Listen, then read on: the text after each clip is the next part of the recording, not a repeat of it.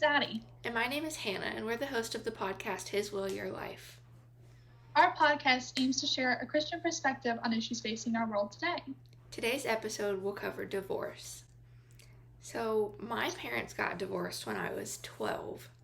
I feel like a lot of kids, early teens, is a time, for some reason, that a lot of kids' parents seem to get divorced. I know that I have a few friends whose parents got divorced when they were really little, and they don't really remember it. And that's, as you get older, you do remember it. So mine wasn't like a clean break like some kids get, where you split the assets and you spend every other weekend with one parent. I don't see my dad anymore. Haven't seen him since the final divorce hearing. And it is hard to go through a divorce, especially a messy one like what I went through. And without getting into too many details, there are a lot of things that go through your head when your parents are getting divorced. And I feel like a lot of kids who are a little older kind of blame themselves a little bit in some way. I didn't really blame myself, but one thing that I kept thinking was, what if I had done this one thing or pointed out this one thing and it had ended differently? And it is in no way your job as the kid to save your parents' marriage.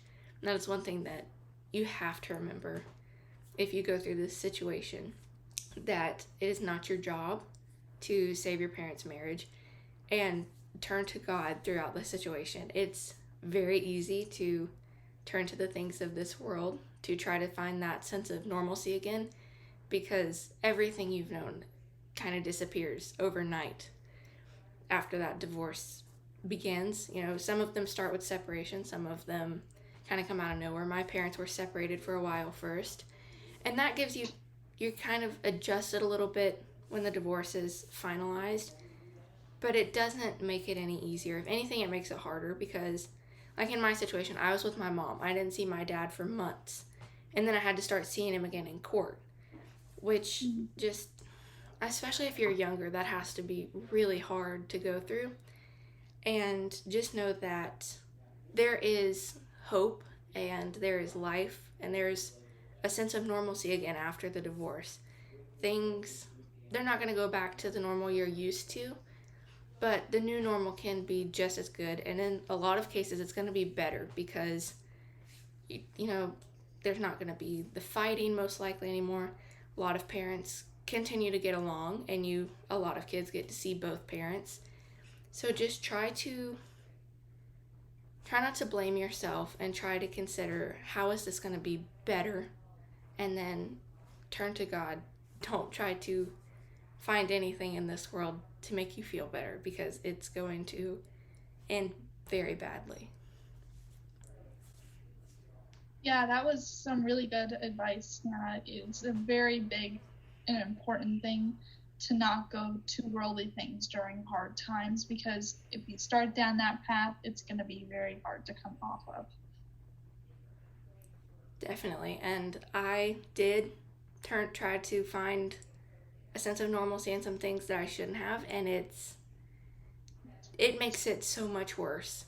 I feel like if the minute this all started, I turned to God and stayed with him through the divorce, it would have been so much easier. There would have been so much less anxiety. Like, I had to see a counselor for a little. I didn't have to. My family sent me to a counselor for a little bit, and I didn't get along with my counselor very well. I didn't think she did a good job of helping me. So, which just made the anxiety worse, because then I had anxiety about having to go to counseling. So, talk to your parents, one of them, both of them separately, whatever you need to do in this situation, especially if you need help. Yeah, absolutely. And with what you said about the counselor, I had to go to one for a little bit too. And that was my exact relationship with my counselor. So I completely understand that. Sometimes, there are very good counselors and they help very well. They know exactly what to do. But other times, you might not have that right click with that person. And that causes more anxiety onto you, and that's a very hard thing to overcome and to understand, that all counselors are great people, and not all of them are going to know how to help me exactly. Yeah. Yeah, so today I have a lot of facts and statistics to share with everyone because it is such a big topic in today's world, so I was able to find a lot more than I think any episode we've ever had before. So the first statistic I'll start with is experts put the chances of a married couple getting divorced at 42%, which sounds like a lot, but it's actually down from 50% in the 1980s. And by state again, Nevada has the highest divorce rate of 4.4. Illinois has the lowest rate at 1.5. Regionally, the South has the highest rate of divorce at 10.2 per 1,000 for men and 11.1 per 1,000 for women. By contrast, men and women in the Northeast had the lowest rates of divorce, 7.2 and 7.5. The average length of a first marriage that ends in divorce is 8 years. 58% of Americans believe that divorce is much better than staying together in an unhappy marriage. 73% see divorce as morally acceptable. The cost of divorce can be as little as $8,400 or as much as $17,500. An average divorce case can take up to 12 months. Cases that go on trial can take longer to complete. The top reason for divorce is infidelity, but some other reasons are alcohol. Almost 50% of marriages where one partner is a heavy drinker ended up in divorce. Couples with the same drinking habits, neither heavy drinkers or both heavy drinkers, 30% ended up divorcing. With smoking, couples with only one partner who smokes have a 70 to 90% risk of getting divorced. With substance abuse, 7.3% of marriages end in divorce due to substance abuse. Pornography, one study observed that men who started watching porn increased their risk of divorce from 5 to 10%. For women, it was from 6 to 18%. 56% of divorce cases involve one party having an obsessive interest in pornographic websites. 54% of divorced or widowed women do not want to remarry compared to 30% of divorced or widowed men. Women are more likely to get divorced shortly after a high-level promotion. Women's household income drops 41% after a divorce. Living on one income was the biggest financial fear of women going through divorce, but 91% of women also see divorce as a chance to focus on their careers by studying, working, or starting a business. The first year or two after divorce is toughest for kids. Children living with a divorced parent are more likely to live in a household below the poverty level compared with other children. Children living with single parents score lower on measures of academic ability and achievement than do children with two continuously married parents. Adolescents with divorced parents are more likely to experience physical injury, illness, and health issues. Children of divorced couples experience increased mental health problems. Divorce may decrease a child's social and psychological maturation and increase their risk of emotional distress. I have two more. Adolescent children of divorced parents report more alcohol and other substance use than children of married parents or intact families. Children who experience parental divorce are more likely to engage in risky teen sexual behavior. Even though these are statistics that are pretty accurate, it's not accurate to all situations. So don't think if your parents get a divorce, you're going to end up being a floozy on the street. That's not going to happen. I just want to reassure everybody of that. Even though this does happen to a lot of people in these situations, it doesn't happen to everybody. It's just what mostly happens. Yeah. Just wanted to put a disclaimer out there. Definitely. That's the average. That's not every single kid or every single person who goes through divorce. And it's interesting to me that pornography is a bigger issue than substance abuse, though, because not to say that either is easier to get out of an addiction from, but substance abuse can cause so many other problems. It can make someone dangerous, for one. So that was interesting to me that I would think substance abuse would be a bigger issue than pornography. Yeah, I did too, and I actually was curious about why it was. And it seems to be the reason it is because pornography leads to infidelity. So usually it's because of that, but I think personally, since this is just statistics from 2020 and 2019, right now it's probably equal, if not substance abuse higher. So Yeah, and again, it's relative to the person. If someone, like, if, especially if both of them use drugs, use various things, then, but only one of them is dealing with pornography, I guess you probably have to think about it like that too, which makes yeah. sense. Yeah, and not all divorces are because of big issues like that. You know, as it said in the statistics, 73% of the American population find it morally acceptable to be divorced, which, if you're a Christian, is not morally acceptable, you know, with certain circumstances. Let's put that out there. But if you're just divorcing because you don't want to be married anymore, or I just can't make it work and I don't want to go through all the counseling or anything, then you're not really putting a full foot forward in marriage, you know, and the divorce is just useless at the end of the day because you could have mended it, you could have repaired it. And I Definitely. could be wrong because my parents are still married. Well, I mean, definitely if you're married and you're not happy in it, try to save it. I mean, my parents did. My mom worked really hard to try to save it. And, sometimes it just doesn't happen. And like you said, there are reasons that are acceptable to get divorced. Just being like, I don't really like him anymore is not one. Work through it. There are tons of great Christian marriage counselors. Find one. If they don't work, try something else. I mean, there's so many things you can do to try to save your marriage. Yeah, I mean, like, I feel there's a big difference because my grandparents did get divorced. They had a very nasty cycle of marriage and divorce. So I don't know a lot, but I do know a little about it. And, you know, if one person is trying, like it sounds like, you know, your mom was trying really hard to salvage the marriage, then you know what, give it all your all. And if it doesn't work, then maybe it wasn't supposed to be at the beginning, you know, or maybe it worked for a little bit, but it doesn't work anymore now. You know, I know with my grandparents, they each tried at different points to salvage their marriage, but it just didn't work at the end of the day because they weren't supposed to be together. And now they're separated and they're happier than they ever were probably together. So, like I said, marriage and divorce is a very tricky subject as a Christian because of what is right and what is wrong, and also what's in the Bible, because it is, let's face it, it's a little bit outdated, you know, with the certificates of divorce and everything. It's hard to balance on that line.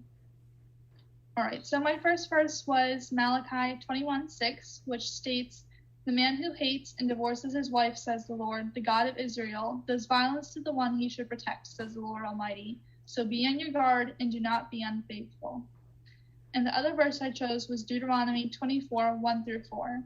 "If a man marries a woman who becomes displeasing to him because he finds something indecent about her, and he writes her a certificate of divorce, gives it to her, and sends her from his house, and if after she leaves his house becomes the wife of another man, and her second husband dislikes her and writes her a certificate of divorce, gives it to her, and sends her from his house, and or if he dies, then her first husband who divorced her is not allowed to marry her again after she has been defiled. That would be detestable in the eyes of the Lord. Do not bring sin upon the land the Lord your God is giving you as an inheritance." Those are definitely good verses, and kind of I feel like all of, like, if you just Google Bible verses about divorce, you're going to get the ones that say somebody who gets divorced and remarries is committing adultery or give a certificate. And you have to kind of think about it in modern day terms too.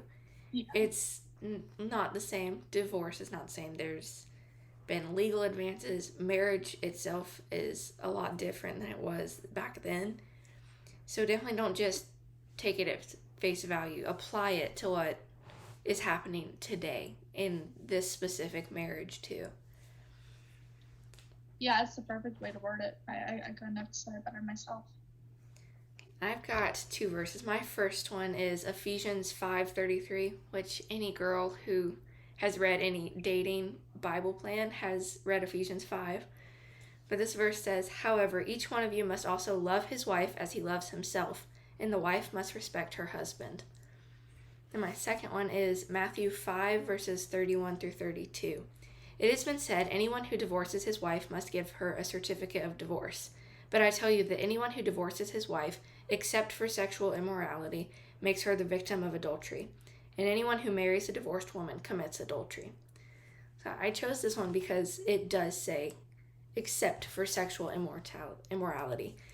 And that's definitely not the only acceptable reason to get divorced.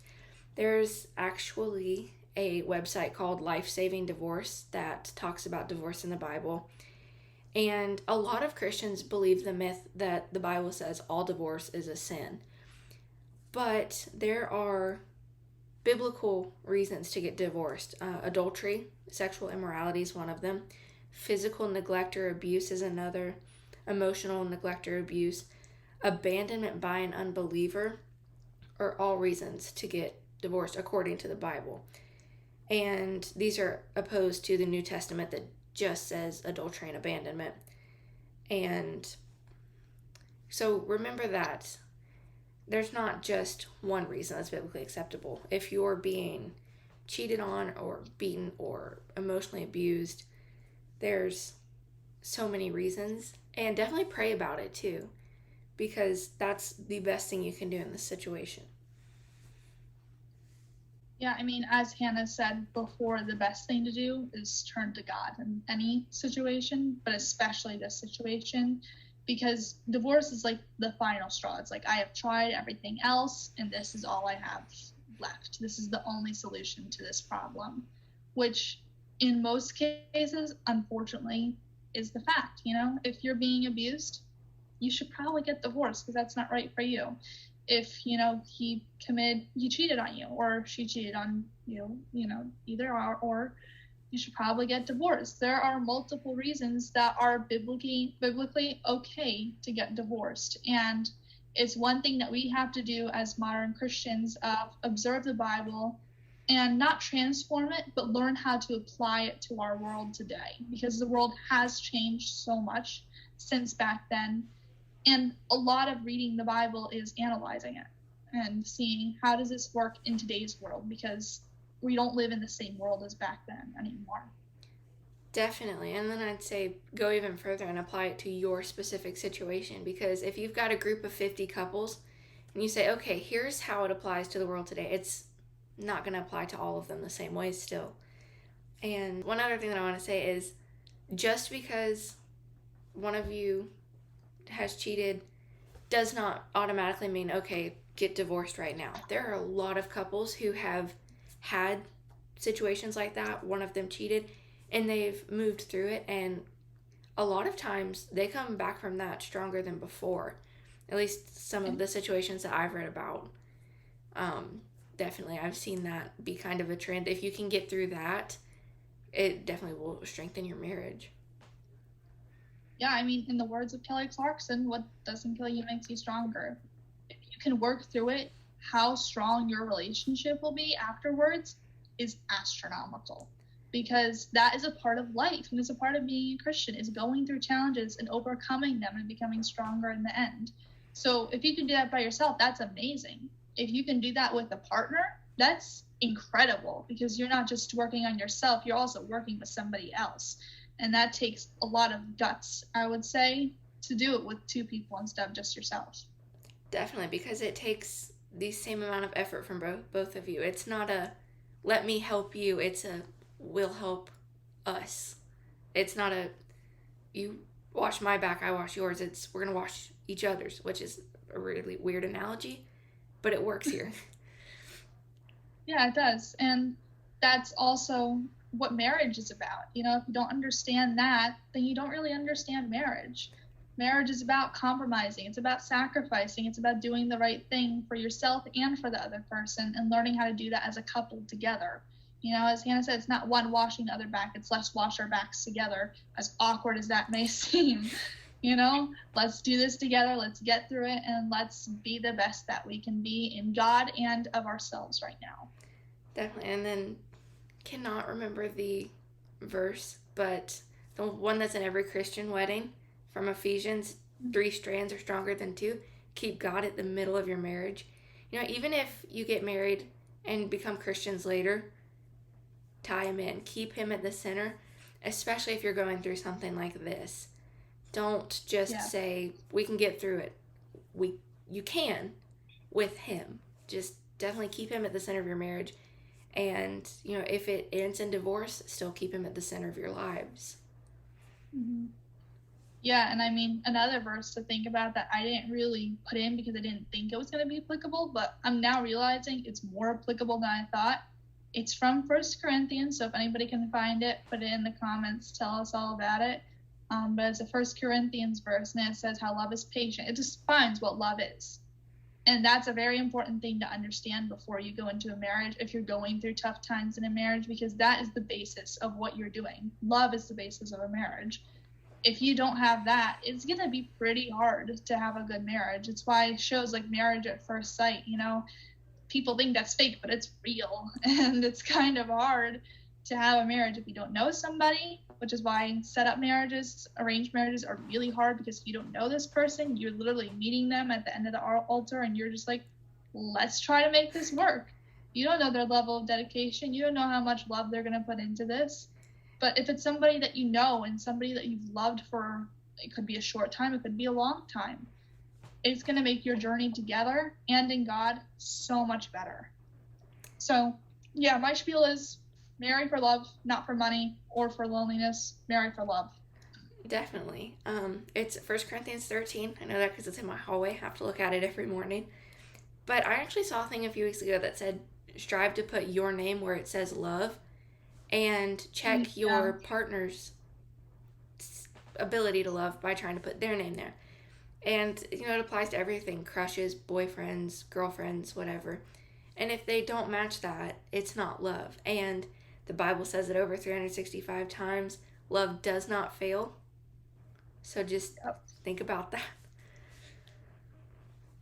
Yeah, I feel like I know when I was younger and I would have a crush, that would be literally what I would do. I would just put their name in that verse and I'd be like, well, I'm not going to get married to this person because it doesn't work, but it was silly back then, but it makes sense now because that's the definition of marriage. It doesn't fit and it doesn't work. That's probably, unfortunately, not going to work. And that's okay. You just got to accept that and realize it's okay. And let's try to find the person that does fit in there. Absolutely. It's definitely not a silly thing to do. It might feel silly doing it, but in the long run, it'll definitely help you. Even just doing it for yourself and trying to better yourself so that you can love the godly love. Yeah, definitely. Thank you very much for joining us today as we discussed divorce. We send our thoughts and prayers out to all of you, and remember to press the like and subscribe button. And we will see you next time on His Will